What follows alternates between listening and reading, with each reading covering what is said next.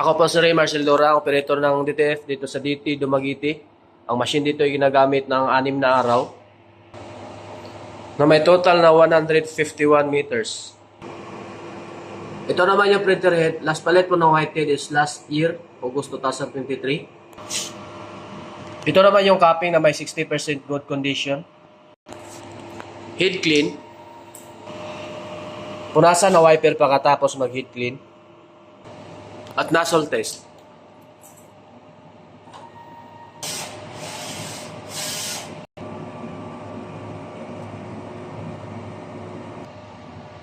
Ito naman yung ink tank system. Yung ink po is sakto lang maliban dun sa cyan tsaka white, medyo mababa. Ito naman yung waste tank area. Last disposal po last week. Ito naman yung EVR. Ground wire. Ito naman yung stock ko na ink, yung mga unused ink. Unused powder. At film.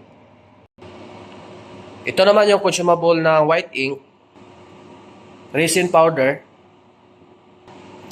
SIM-YK. At film. Ito naman yung sa cleaning solution. Ito naman yung daily output record. At printer daily checklist. Salamat po.